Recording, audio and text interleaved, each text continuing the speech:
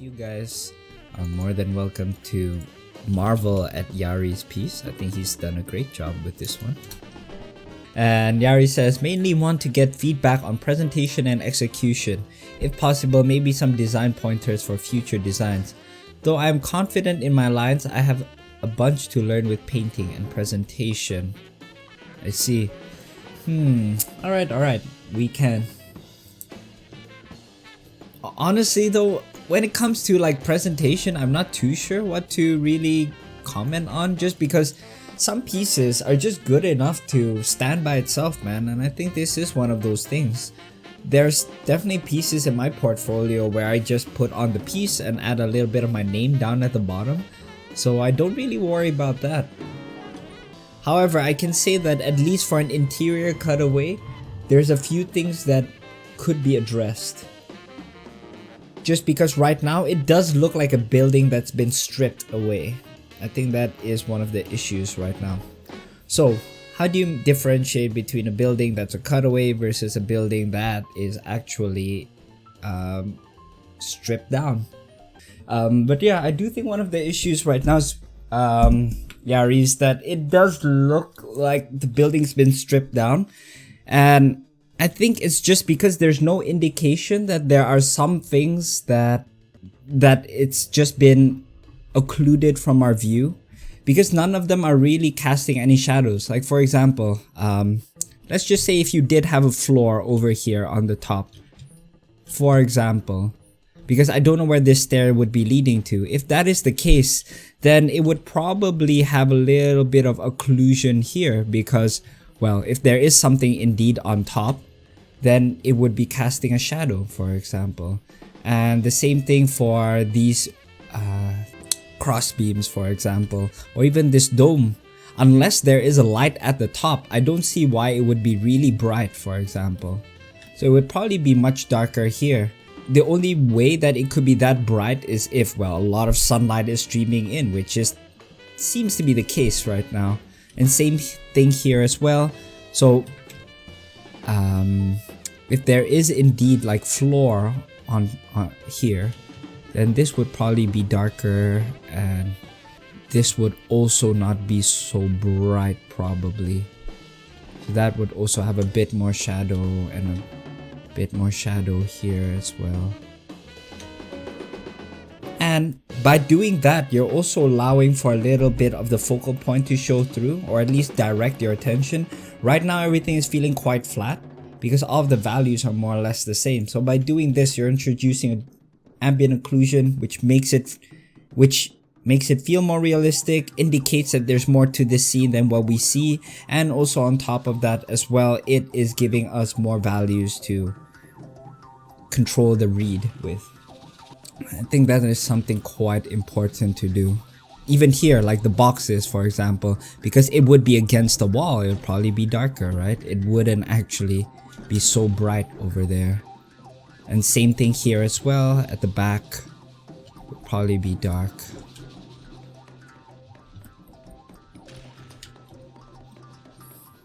So I know this isn't specifically presentation, but notice how just by doing that, suddenly the building just feels a lot more grounded. But same thing here as well, it'll be darker here. So I think in terms of graphic presentation, like adding elements, I don't think you really need to add more. It's now a matter of trying to control the read a little bit more, trying to focus maybe on the realism of the lighting, you know. Like for example, if there's no window here, this would probably be darker. And here as well, unless there's a light turned on. So this is where cutaways can be a bit tricky, especially when we rely on a 3D model and we're just going off of what we see. So you have to try and think, what would it actually look like if the walls were actually there? So maybe here as well, because since that would probably be behind a wall.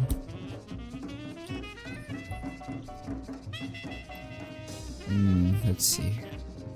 Yeah, I think those are the major points, I would say, to get the lighting correct. Maybe a bit darker here too.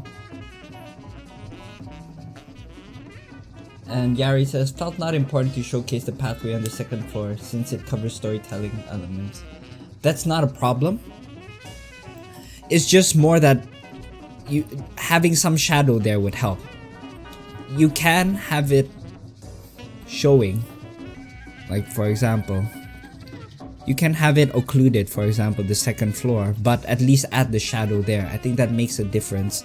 And if it only goes up to here, let's just say the chimney, then maybe just have the shadow at least go up to there.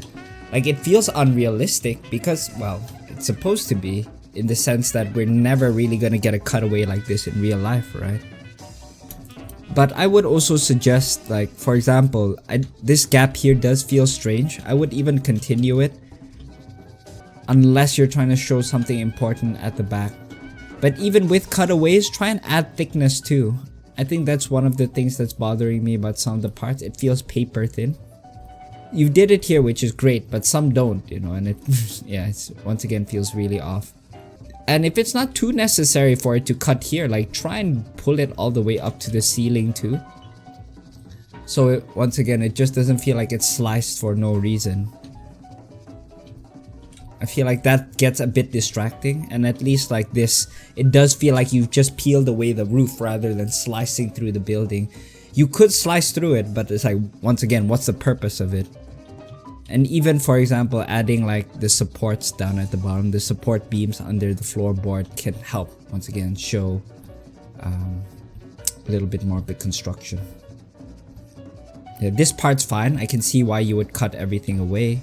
But just try and keep it consistent, you know. If this is indeed a cutaway, maybe you could have some brick wall here too.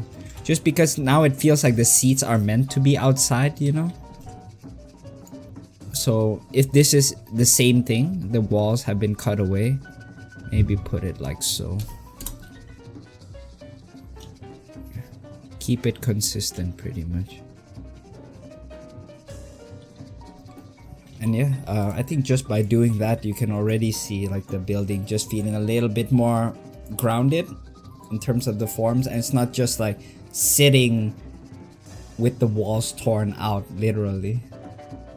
So that's mostly for presentation. Maybe another thing as well is that I'd really try to reduce the contrast at the back, maybe even blur it out, or just make it flatter or brighter.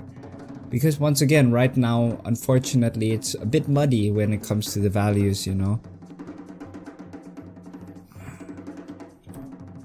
Presentation is really, it's about this. Making sure that your design is presented in the best way possible. Think of it that way. And what better way to do it than to make the non-important elements kind of fade into obscurity. So even doing something like that, and then if you really want to, you can do a Gaussian blur, for example, just to really show that this is unimportant.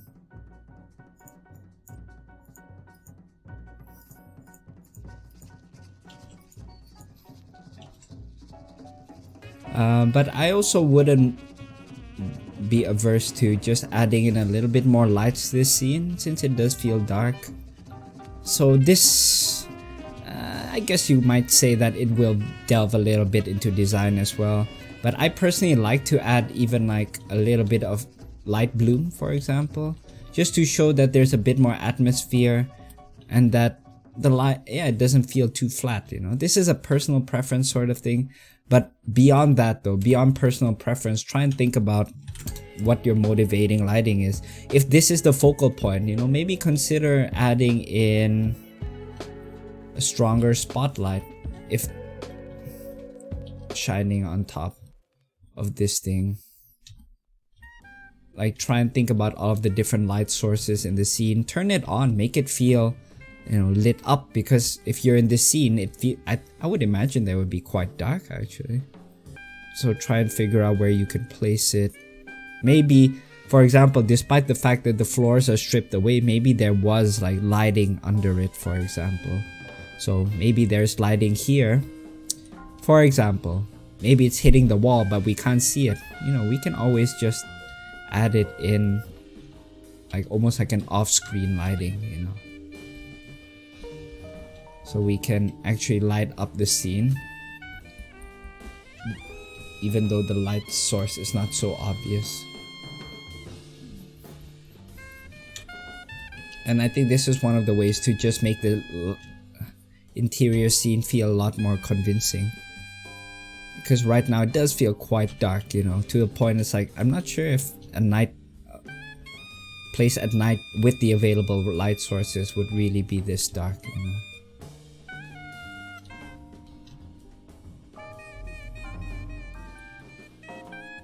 Yeah, there we go. I think the pits definitely need a little bit more attention, you know. Just once again really thinking about where you want to direct the viewer's eye and where it's not too necessary, you know, if you feel like it, darken it up. And I'm also just gonna take off my jacket as well because it's suddenly hot again. As you can see, the sun shining through. Ugh, that's better. But now you can see that the contrast is much stronger. You can really clearly see the bright parts versus the presentation is a matter of clarity in this case, before and after. As a personal preference, I'm just gonna add in a bit of color balance just to unite everything a little bit more. Yeah, just to feel make everything feel a bit more integrated.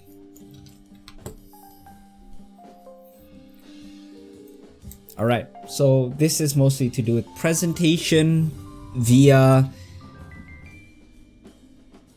using lighting.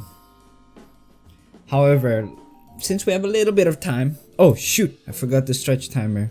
We have a little bit of time. I'll go through a few very quick feedback points, but then after that we can move on to the next one. So in this case, I think the logo design could use a little bit more love to it. Just because it's a bit hard to tell, I will say. And oh, if you're doing a cutaway like this, make sure that, you know, don't be afraid to just do it like that. It, once again, it just makes it feel a little bit strange to me. And sometimes you want a little bit of that parallax, for example. I know it covers it up, but in this case, it feels like there's layers because now there's not too many things blocking off each other, and that reduces the feeling of depth. That's why I wouldn't be averse to even putting like a giant lantern hanging over the ceiling like this, for example. I personally would do that because it's now creating parallax and overlap in the scene. I think that's a very powerful way of just making it feel like a proper interior scene. So as you can see, doing that, for example. And maybe having a light source on top here as well, if there indeed is something.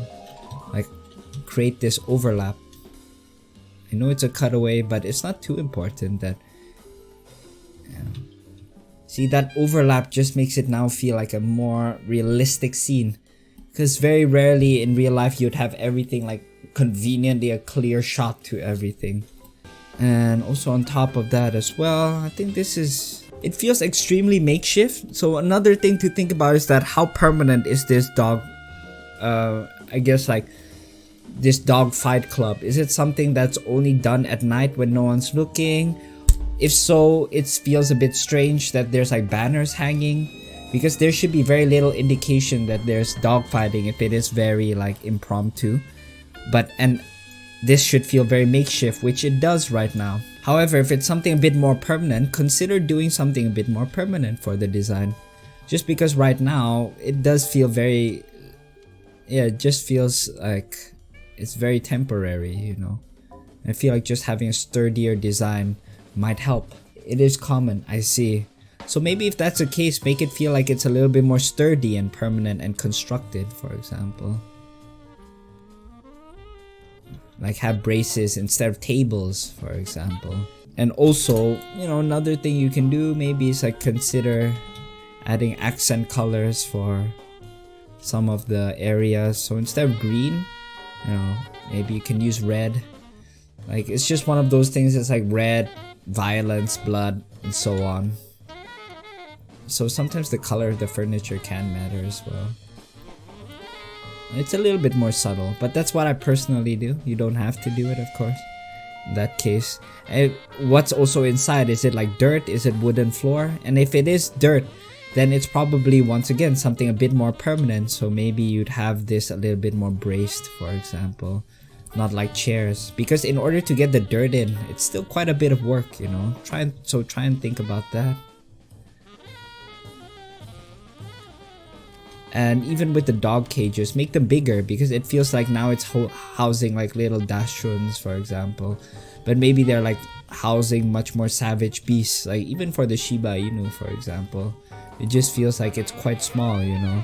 So consider beefing up the cage as well for the size of the dogs. It feels very, very small, I think. I know it's supposed to not be the most comfortable conditions, but even then, you know, it still seems a little bit too extreme. So making the cages bigger and stacking them up, once again, creating a bit of overlap. Overlap in a scene creates more interest, I think, and depth. So yeah, this one won't really need it here. And I would say on another level, maybe keeping the design language a bit more consistent. Like if you're doing this whole pattern, try and continue it on the side here as well. Some walls are barren, some are not, but just to make sure everything's more consistent, be sure to keep your design language the same as well.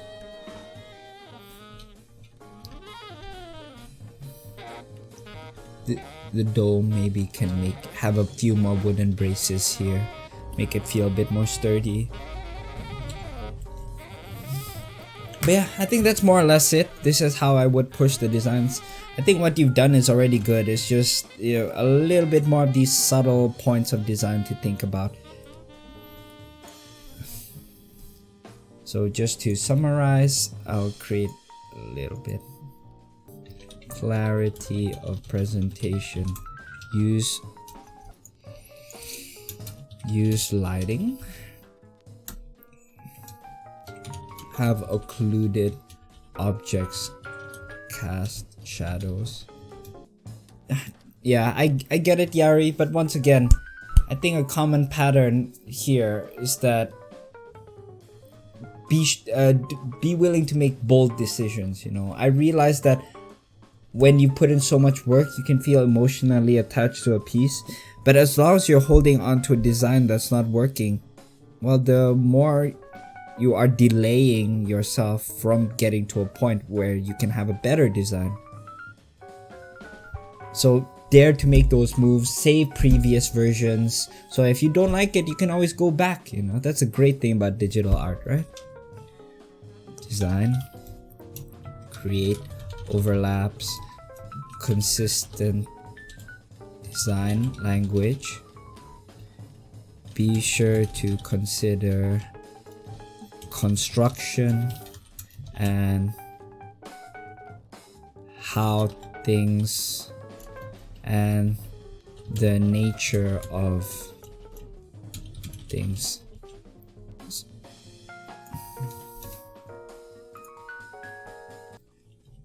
Initial read is king. There we go. Alright, so that wraps up your feedback, Yari. Alright, so design, composition, lighting. Design, composition, and lighting. Okay. Middle Eastern ruins. Okay. So this is like farm, right? Or like the chief's building. Alright, so I know that this is very rough, right? So it's hard to really give solid feedback on it since it's just a raw render. But let's at least just focus on what we have here. So what I'm already seeing is that I think a lot more depth can be created. So I definitely like to create a strong separation between foreground, midground, and background. Okay, so the ruins are not the candy bread house then. Alright. But yeah, initially I'll already just do this. I want to make sure that the foreground feels like it's much darker and differentiates itself from the midground. And I'll separate out the mid-ground here, and mid-ground tends to be the focal point, so that's something important to keep in mind, guys, typically at least. So I'm going to increase the contrast, maybe a bit too saturated, so I'm going to desaturate that and just erase this extra little bit since it's causing the lighting to look a little bit strange. So yeah, that's what I'd initially do, is just create more separation, and I feel like this is something you would do later on anyway, so at least in the meantime I'll just comment on what I'm seeing and just create a lot more separation using atmosphere as well. And I think I would personally just make this a bit bigger and move it off to the side a little bit, just so we can have the silhouette of the building stand out a little bit more. Ah, okay. This entire place is the bread house, I see. Alright, so I think one of the things we can do is just make the place feel inviting. I'm guessing due to the context that what makes these ruins so inviting is that they provide a shelter from the heat, you know, and everything. So that's something that I would like to try to capture, is the lushness of the area. I'd really add in a lot more foliage, for example. And one of the ways that you can have this building stand out is that, well, essentially you can have the building surrounded by lots of foliage. So rather than having sandstone on sandstone or rock, you can have, you know, foliage as the base where the building is standing on. And by virtue of contrast, it already stands out a lot more. And it'll give you the potential to just add a lot of these interesting bits of lighting to make that pop. And another thing as well is that I would introduce a lot more color too. Because once again, we want the ruins to feel inviting, right? So even then, I think it'll be really nice to get some patterning in as well. For example, because right now I think there's just a lack of contrast. Everything just feels a little bit too sandstony. So that's what I'd initially do. And I'd even break up the design of the ruins a little bit more. Just for example here, adding a little bit more at the bottom. Just breaking it up a little bit more. And also another thing as well is adding a clearer path. But try and play around with different materials, Hiro. I think that is one of the key issues with this piece. I know that once again it's still rough, but it would be really nice to just get those in, you know, maybe like the steps you can see. And then you'd have, maybe this is sand actually. So you'd see some of the sand kind of breaking up the path a bit. Then there's steps leading down. Then this way you can also create a little bit more interest here rather than everything being completely flat. And with the flowers, I really like the purple flowers that you have, so let's really increase that. We want this area to feel inviting, almost like a Garden of Eden type of vibe.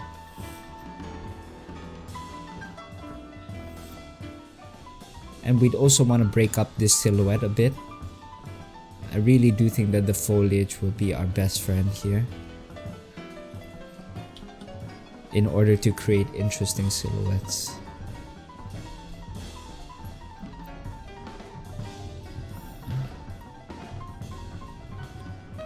And of course, as we go down further out, we want to make sure that we nail all of that,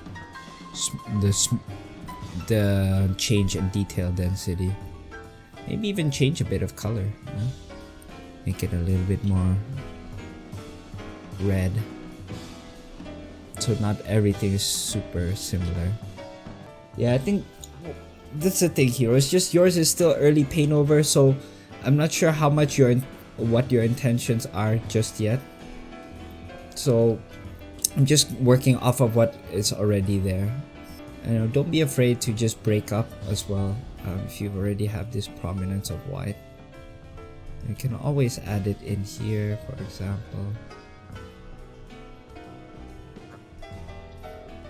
Maybe make it literally like a jewel, you know, the oasis. You want to bring in jade colors, maybe.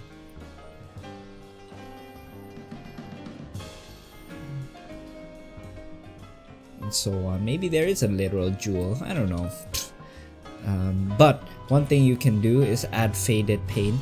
Maybe it was lively. We still want to capture the feelings of a ruin, right? So maybe you have some of that faded paint over there. Because contrary to popular belief, a lot of the ancient buildings that we know today weren't always so drab in color. They were in fact colored at one point actually. It's just that, well, over time they were lost to the elements.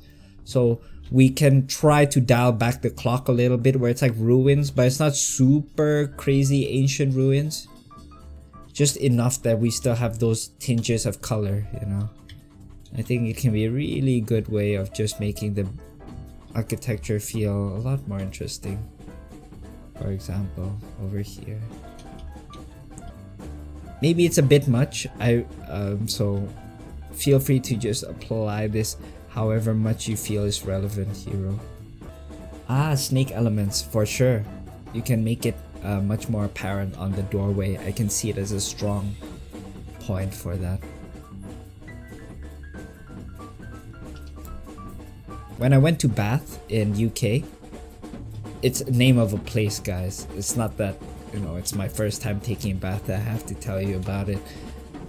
But when I went to Bath, the Roman baths, what was super cool about that exhibit is that they actually had the remnants of a ruin and they projected colors using a projector onto it, so you could see in a way what it would have looked like in the past, and that was super cool to me. And it was, yeah, just first time that I've seen anything like that.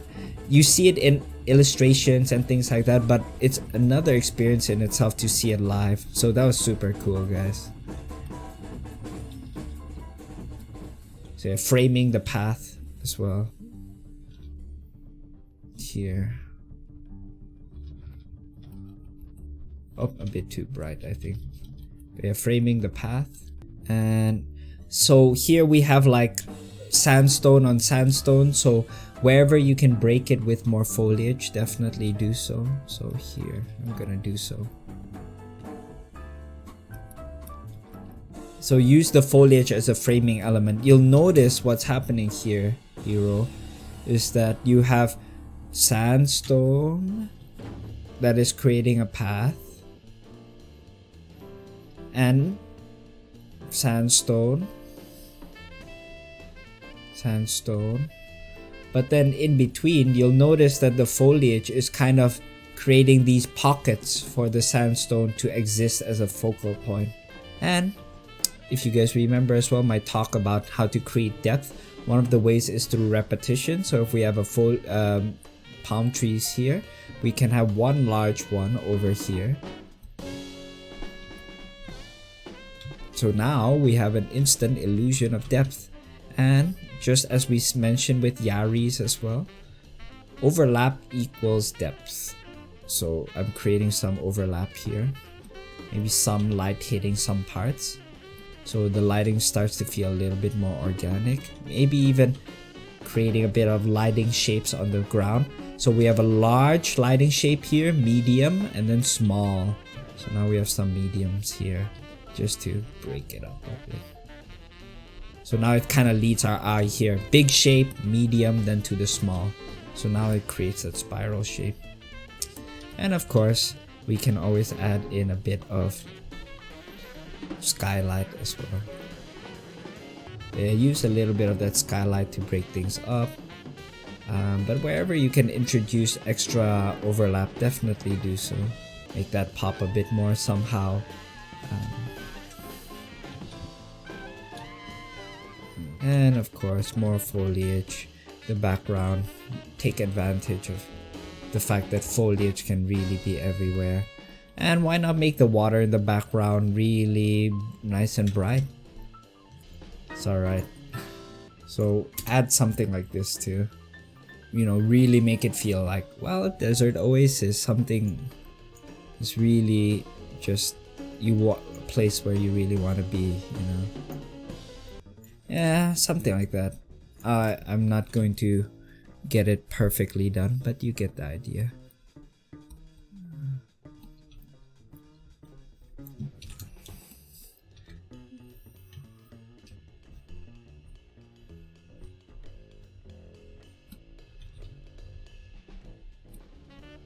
Then I'll increase the brightness here as well, creating like Fresnel slash rim light, whatever you want to call it.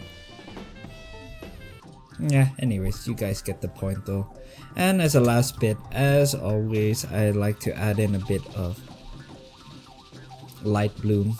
I feel like that's my solution to all of my pieces.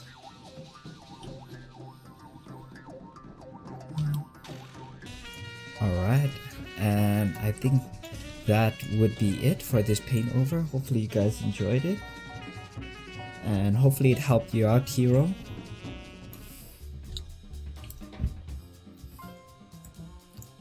Alright.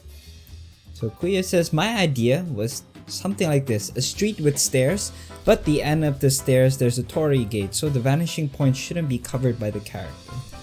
Alright, so first of all, I do think that it's a really cool looking character. The pose is great, has a lot of depth, great expression, so that's not something that I'm going to comment on too much, just because it's mostly to do with the composition.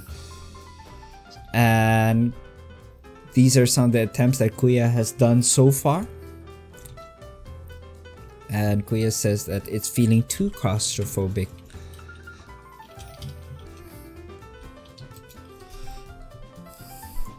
I think at this stage it does feel claustrophobic just because there's such a huge contrast in terms of like the level of finish, because this could be a viable composition for sure.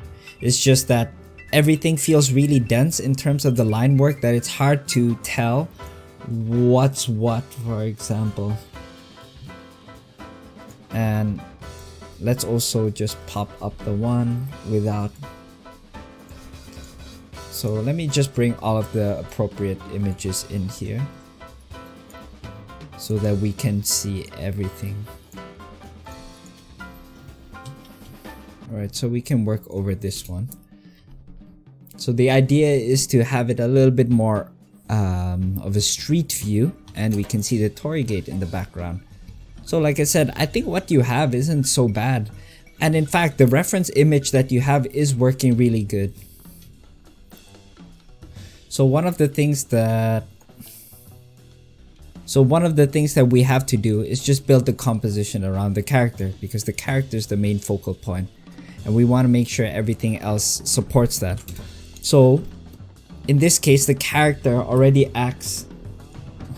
Okay, save as a PNG. Alright, I'll do that then. Save as PNG. Now let's do it the proper way.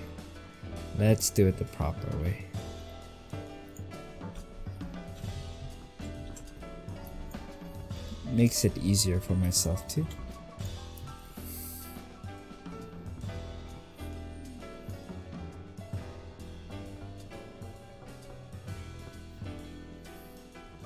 Alright, cool. So when it comes to doing, I guess, more splash art kind of stuff, I would think that a lot of the decisions would have to revolve around the character. So one thing that I'm already seeing the character as is that it's its own large shape, and right now the character is almost like a giant triangle in a sense. So where I can, I want to try to make sure that all of my design decisions are going to not be too triangular. Otherwise it's going to dilute the character.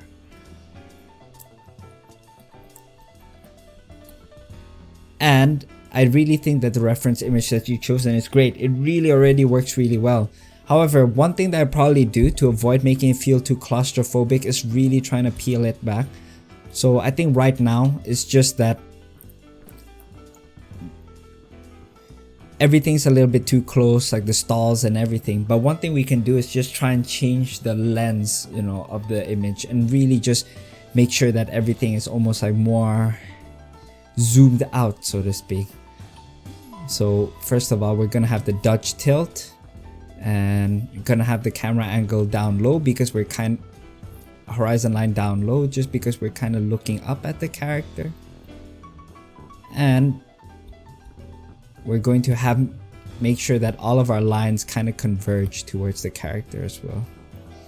So from here, one of the things I'll do is then So the Torii gate is going to be quite important, right? So one of the things that I do is start off by drawing the Torii gate, the focal point.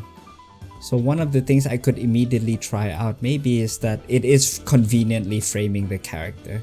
That could be one solution, or it could be far out. But let's try having it frame the character. So I'm also kind of experimenting right now. So I'm building my decisions around the key elements in the scene and the focal points, so to speak. So I'm almost working on it graphically too. I'm gonna figure out how everything else works after that. Alright, so this could work. So let's just say it's a little bit more of a complicated design. So I'm gonna start with that first. Alright, and I think it could work. So next I'm gonna have the stairs as well. I do think that that is going to be quite a crucial part of the scene. So I'm gonna have it also almost frame the character as well, but perhaps to make it seem like not everything is too close, I can increase the scale of the stairs. So I actually make the stair frequency a little bit more frequent as well. For example, something like this. And then to make it seem like there is a lot stronger perspective. So this is quite flat, as you can see. However, what if I decide to make it a stronger triangle? Like you really can see the convergence happening much faster. That would already make the scene feel like sucking you in already. So this is the most important thing, and now everything else will be secondary. So I'm gonna start doing that with a different color. So why it feels claustrophobic is because right now the roof is taller than than us as the viewer and the character. This scene could work for a different purpose, but from what I'm getting at, you want it to feel a little bit more open, but at the same time you don't want things to feel so empty. So one of the things that I'd actually do is be considerate of the height. So for example, the Torii gate is framing the character, but one thing I don't want to do now is have too many elements that are gonna rival the cat in terms of height. I want to probably do most of the things either slightly above, but most of the time I want to keep it below. This one has most of the elements above everything. And because of that, we feel a little bit more claustrophobic, that we are surrounded by tall buildings. We feel smaller. So how do we now make it feel a bit more open? We just do the opposite, where we make everything a little bit lower. So in this case, maybe we're gonna have the buildings over here. So we're gonna have to design the buildings a bit differently though, because we're kind of peeling things back. So maybe in this case, you are actually gonna see the buildings a bit more like this. Unless you do want it to be more in the street. And if that's the case, do let me know, Kuya, because I realized that this is a bit different for sure from what it originally is. But maybe we can actually add in a bit of the buildings here on this side. Yeah. And Kuya says, that was my main problem. I didn't know how to keep stuff below while having buildings next to the stairs. Yeah, I think you're gonna have to once again try and peel things back, you know. So if we're looking at the scene from the top, and if we're gonna stage it, it will look a little bit more like this. You have the cat here, then you have the stairs like this, then the buildings would probably be here-ish. Yeah, it would probably be here-ish. Whereas before, well, no, there's more buildings here. Of course, so it'll be probably a bit more like that.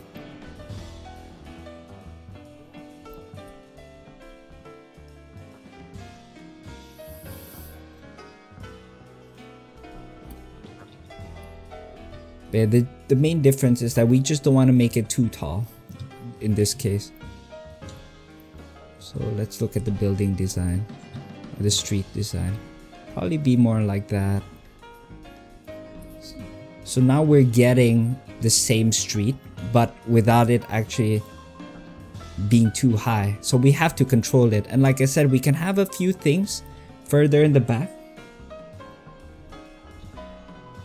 But in this case, the building would probably be a little bit over here, you know, a little bit more over here.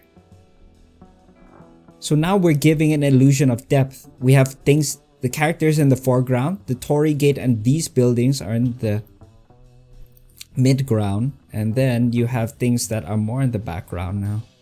But once again, we're not going to try to overextend it too much.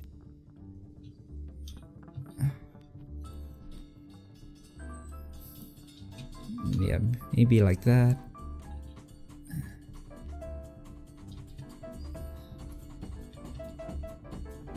So once again, trying to keep it below that line, or even the eye line, for example. Then maybe you can even add in a few trees, because I see it here.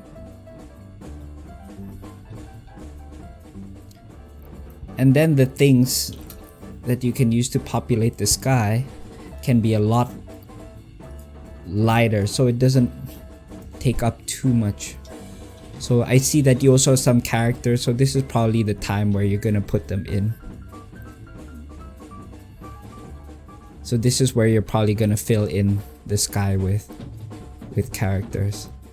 But notice that, for example, I'm creating a distinction between different depths as well too. So this one is the one that's closer. The ones that are smaller are further away essentially. And this is one to create an illusion of depth once again. You have the big shapes in the foreground.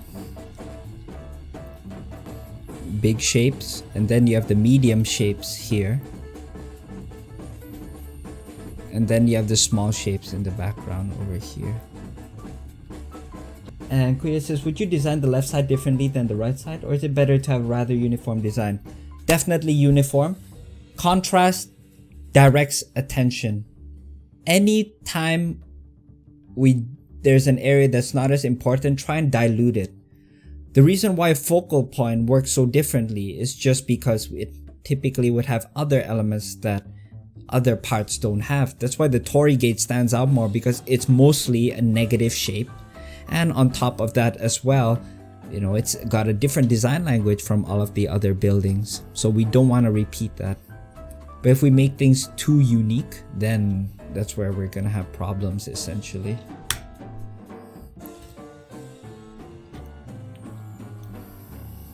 But yeah, you can always try and bring in a little bit of that curve if you feel like that's what you like from the reference image. If it's not too necessary, then forget about it. But of course, another thing you can do is repetition of shapes. So what if you had lanterns, for example? So now we can clearly see, okay, it is going back in perspective.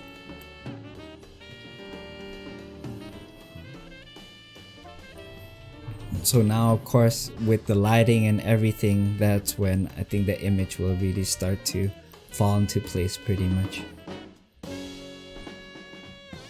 And then of course, the lighting in itself will act as a graphic shape. You know, you have the large lighting here.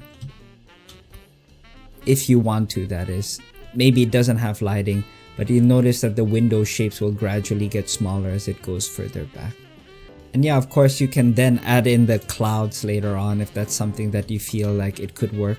But once again, because it's in the background, try and keep it small. It shouldn't compete. And it can be a great way of just adding convergence lines, for example.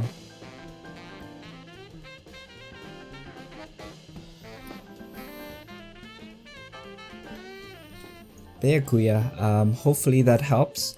And I'll just keep it quite bare bone for now, because I don't want to end up, you know, dictating or steering the design too much.